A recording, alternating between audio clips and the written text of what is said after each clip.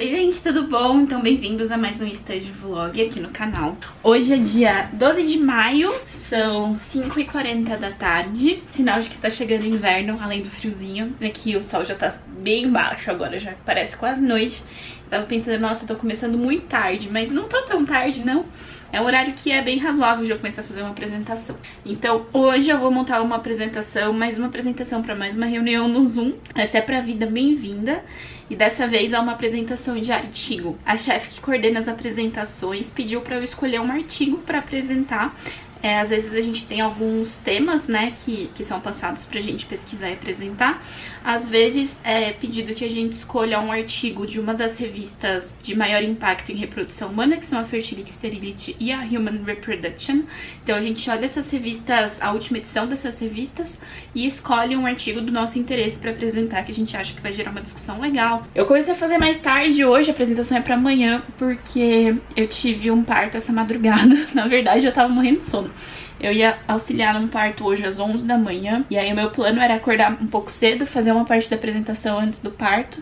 E depois, quando eu voltasse pra casa, tinha uma reunião da gineco-endócrina às 2 da tarde. E depois da reunião eu retomava, se ainda tivesse que fazer alguma coisa. No fim, essa paciente que ia ser o parto às 11, acabou tendo que urgenciar. Me ligaram a 1h40 da manhã. E aí eu tive que ir pro hospital. Voltei pra casa umas 4 da manhã, 4h30 da manhã. E aí fui tentar dormir de novo, demorei pra conseguir dormir. Acordei umas 10, aí você fica daquele jeito. Eu vi um meme daquele filme Clube da Luta, que é bem isso. Quando você tem insônia, você nunca tá de verdade dormindo e nem de verdade acordado. Eu fiquei com essa sensação. Depois que eu voltei do parto, eu não dormi de verdade. E quando eu acordei, eu não acordei de verdade. Eu fiquei meio zumbizando, sabe? Teve a reunião da gineco-endócrino. Terminou meio tarde, assim, terminou umas 4 da tarde. E aí, hoje à noite vai ter noite de nachos e burritos, que a gente tá fazendo isso aqui em casa de vez em quando. E quando a gente faz isso, eu gosto de fazer o sour cream e a guacamole um pouco antes, pra deixar meio que marinando na geladeira, acho que fica mais gostoso. Se vocês quiserem, deixem nos comentários que eu faço receita das coisinhas que eu faço pra esse dia. Eu tô muito fugindo do tópico hoje, porque na verdade eu tô até agora enrolando pra fazer a apresentação. Mesmo depois de dar o play, eu estou enrolando pra fazer a apresentação. Até tirar a roupa do varal e lavar a louça eu fiz hoje pra enrolar. Mas, de manhã eu tomei um café, à tarde, depois da reunião eu tomei um café, e agora eu fiz um chá. Eu tô andando naquele limiar tênue entre cafeína o suficiente pra me manter acordada, mas não o suficiente pra ter uma crise de ansiedade, sabe? Mas quando eu tô com muito sono, eu tenho a impressão que tomar muito café não me deixa ansiosa. Realmente funciona. É ruim quando eu dormir bem e tomo muito café. Aí a coisa fica meio esquisita. Mas enfim, o artigo que eu escolhi é esse daqui. Esse artigo aqui que é da Human Reproduction, Riscos Obstétricos e Perinatais, em 4.601 gestações únicas e 884 gestações de gêmeos que foram concebidos após transferência de embrião a fresco. É um estudo nórdico desse grupo CONARDS. O que acontece? Os países nórdicos, eles têm um esquema de registro de prontuário populacional universal. Todo mundo que nasce recebe um código de prontuário e não importa com quem você passe de médico no país, todos os seus dados vão sempre nesse prontuário. Eles conseguem ter essas informações também de maneira sigilosa, então ter os dados do paciente sem ter o nome do paciente. E com isso eles conseguem fazer estudos populacionais com números enormes de pacientes.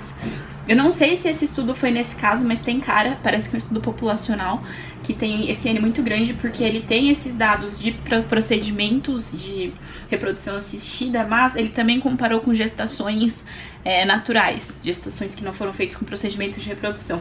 E aí ele tem dados de quase 3 milhões de gestações espontâneas, então é tipo desse banco de dados. É um tipo de estudo muito interessante porque a gente sabe que reprodução assistida é um jeito de conceber bem diferente. Os gametas ficam um tempo no laboratório, o embrião cresce por um período em laboratório. Então, quanto que isso vai interferir? A gente dá muito hormônio, né? Quanto que isso vai interferir no final, na gravidez e no parto e na vida da criança. A gente tem muito estudo vendo assim, tipo de tratamento que a gente faz e taxa de implantação, quanto que o embrião gruda, quanto que a gravidez vai pra frente, vê nascido vivo. Mas é muito difícil ter estudo que vai ver repercussão na saúde da gestação, na saúde do parto e na saúde da criança. Porque se você for pensar, o número de gestações de risco que vai acontecer, de número de doenças que vai acontecer, número de crianças com problemas que vai acontecer, o número absoluto é pequeno, porque o risco é pequeno. Então, você for ver assim, exemplo, tem uma doença lá da criança ou da gravidez que o risco de acontecer é 0,05%. E esse risco dobra com quando a gente faz o procedimento de reprodução. O risco vai passar a ser 0,1%. Quantas mulheres você vai ter que ver no seu estudo para ter algum caso disso e ter um resultado estatisticamente significativo para falar que o tratamento de reprodução realmente aumentou esse risco, entende? Mesmo quando o risco aumenta muito, são doenças raras em geral que é difícil de identificar. Então, estudos populacionais assim são muito bons para ver isso, para ver coisas um pouco menos frequentes, né? Mas que podem sim ter alguma diferença, alguma interferência. Ele tem uma desvantagem grande que ele não é duplo cego, randomizado e tal. Então, assim, quem fez reprodução assistida tem infertilidade, né?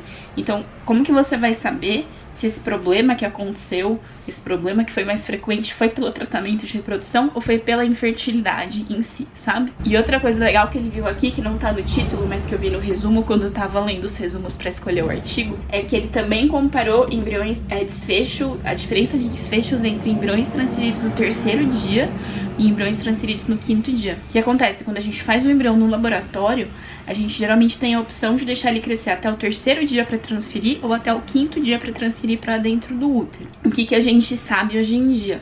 Que para fazer biópsias de embrião, quando você precisa fazer uma análise genética do embrião, é muito melhor fazer no 5º dia, porque tem muito menos risco de ter algum problema pro embrião, tirar um pouquinho de células dele para análise, né? Porque no 5º dia ele tem mais células para isso. Só que aí a questão era, tem muito embrião que cresce até o 3º dia no laboratório e que depois do 3º até o 5º dia ele acaba morrendo. E aí fica essa dúvida, será que se eu tivesse transferido esse embrião no 3º dia pra dentro do útero ele teria crescido até o 5º dia, indo pra frente, e só no laboratório ele não cresceu?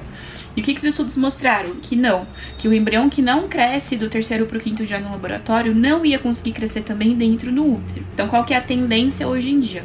Só transferir embrião de 5º dia, porque a gente consegue fazer menos transferências. Você deixa de ter um procedimento que não daria em gravidez. Só que o que esse estudo tá tentando ver? A gente vê que gruda, que o embrião gruda e nasce um bebê vivo. Mas será que a gravidez vai tão bem quanto? Será que pode ter algum problema que tá mais associado aí com o embrião de 5º dia do que de 3º dia? E do que eu vi no resumo, parece que tem. Pode ter. Eu queria comentar uma coisa aqui. Vocês são os anjos e deixaram no comentário pra mim no último vídeo de study vlog que eu fiz, que geralmente quando eu vou montar uma apresentação eu abro o Google Drive aqui, tem o modelinho que eu tenho que usar da Vida Bem-vinda, e aí eu já coloquei aqui o título, aqui sobre o artigo com o título, os autores e a revista onde saiu, e já separei por introdução, materiais e métodos, resultados e discussão, pra tentar mais ou menos seguindo esse modelinho. E aí, como eu sempre faço, eu vou lendo o artigo e dando Ctrl+C, Ctrl+V nas informações que eu quero pôr na apresentação. E depois eu mudo pra tradução, pra ficar tópicos, pra ficar mais bonitinho. Só que sempre que eu faço Ctrl+C, Ctrl+V, ele muda muito a configuração do texto, do slide, da cor e tudo mais. E fica tudo meio difícil depois de mudar. Mas alguém deixou essa dica preciosa nos comentários, que se quando eu fizer o Ctrl+C, eu colar aqui no navegador, e aí selecionar e copiar de novo, ele cola com o texto certo, ó. Diferente que se eu copiasse e colasse direto aqui, ele ia vir, ó, com o texto todo desconfigurado. Então isso vai me poupar um trabalho tão grande, gente, que vocês não têm ideia. Eu agradeço imensamente de coração essa dica, a melhor dica da vida. Estou muito feliz.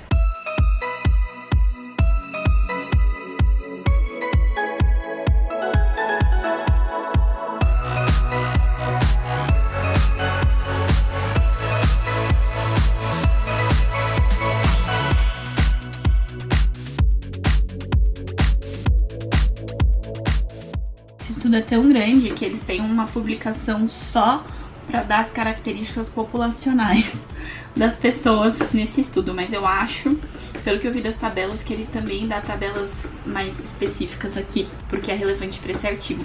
Então eu vou deixar aberto aqui o outro estudo das características populacionais, para se eu ficar com alguma dúvida, mas a princípio, ó, tem essa tabela enorme só de característica populacional. Eu acho que eu vou deixar, eu acho que não vai precisar.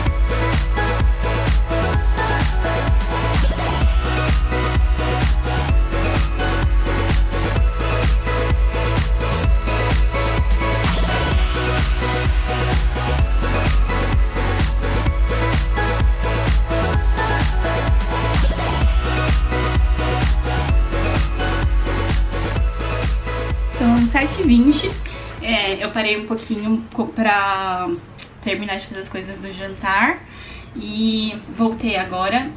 O Rodrigo ainda não chegou, então eu vou continuar fazendo até ele chegar. Ele acho que daqui uns 20 minutos, mas eu já tô na metade dos resultados. Tô na página 8 de 9, que eu tenho que ler, tô na penúltima página, então. Não, mentira, eu tô na 7. Tô na 7 de 9. Mas vários gráficos que ficaram pra trás, na verdade, eu vou ter que printar e colocar agora.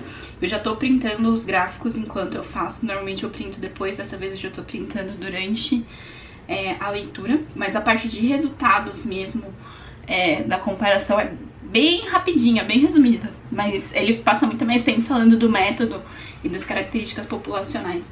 Eu acho que não vai ser uma apresentação muito demorada. Eles mencionaram nesse estudo que esse estudo é feito com transferência de embrião a fresco, embrião que não foi congelado. E eles mencionam que eles já fizeram com esse mesmo grupo uma análise dos embriões congelados, que saiu em 2019. E eu achei esse artigo aqui. Também saiu na Human Reproduction. Então talvez eu faça uma apresentação de 2 artigos, mas vou ficando meio ambiciosa, né? Mas talvez eu coloque só o resumo desse artigo aqui. Vamos ver o que vai sair. Mas vou continuar aqui enquanto o Rodrigo não chega.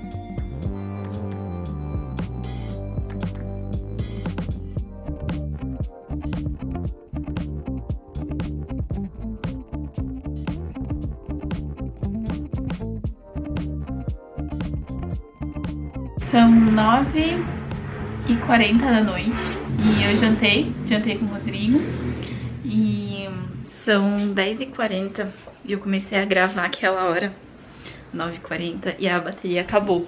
Eu ia começar a fazer o trabalho de novo e a bateria acabou, mas eu tava falando que eu jantei com o Rodrigo, assisti o Jornal Nacional e aí eu tava quase terminando de ler todo o texto quando eu fui jantar com o Rodrigo, então eu só ia terminar isso.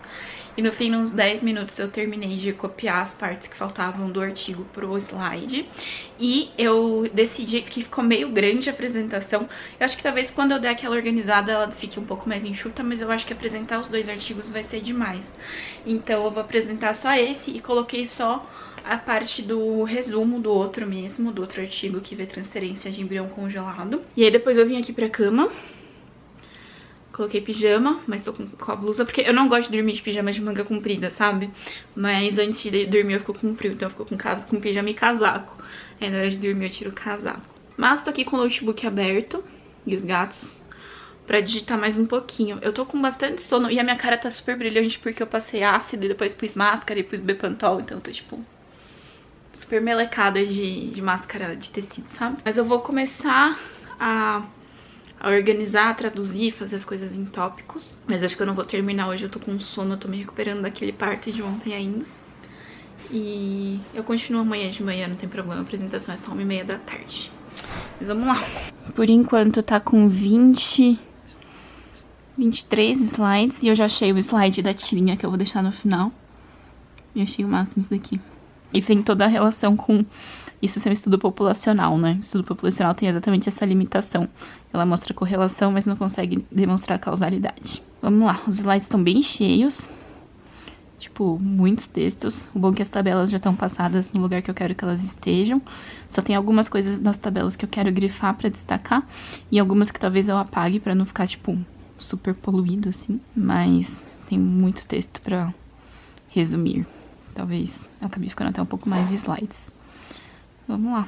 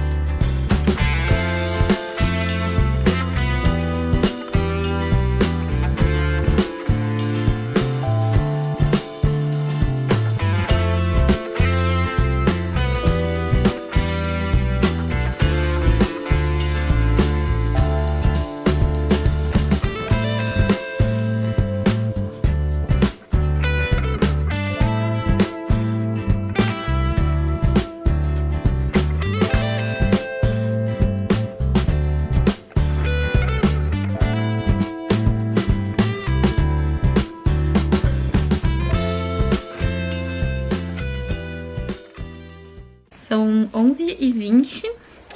O Rodrigo vem deitar na cama, então eu tenho que parar de gravar, mas vou continuar mexendo um pouquinho na apresentação. Eu tô no slide 7, vou tentar ir pelo menos até a metade, até o 10. Acho que eu tô em 20 slides ainda. Então eu vou parar por enquanto de gravar, mas eu vou continuar fazendo mais um pouquinho. Pelo menos não, mas no máximo até meia-noite. Aí eu durmo e continuo amanhã, mas talvez eu pare um pouco antes, tô com sono. Então, amanhã a gente continua com a gravação. Bom dia!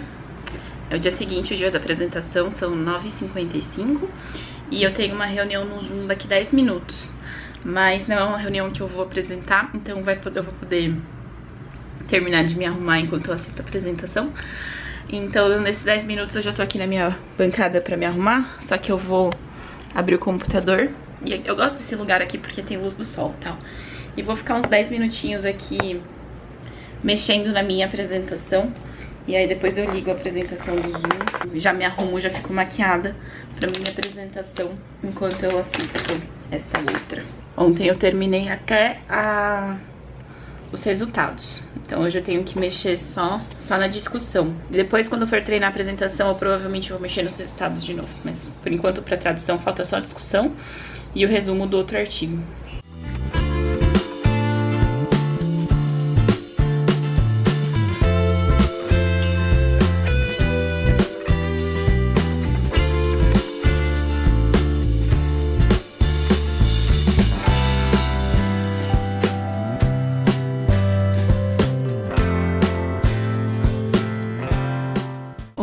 E 7, voltei para o computador de mesa. Falta traduzir dois slides de discussão, de conclusão e o do outro artigo. E aí eu posso começar a treinar e ajustar o que for preciso. Com o Arthur. Não teve participação dos gatos nesse vídeo, né? Então pronto, tá aqui o Arthur para vocês.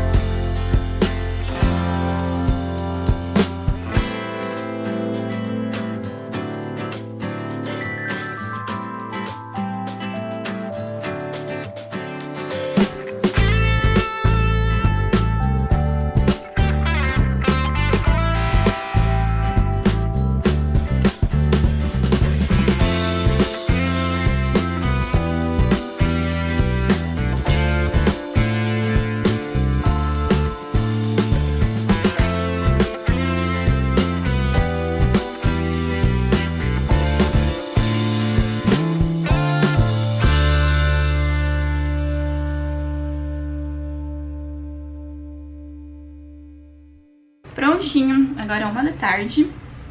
A apresentação era daqui meia hora. Eu fiz uma pausa para almoço, mas terminei. Treinei a apresentação uma vez e mudei pouca coisa. Eu já tô com uma frequência maior de montar apresentações, aí eu tô pegando o meu jeito agora e eu já consigo fazer mais ou menos do jeito que eu vou apresentar.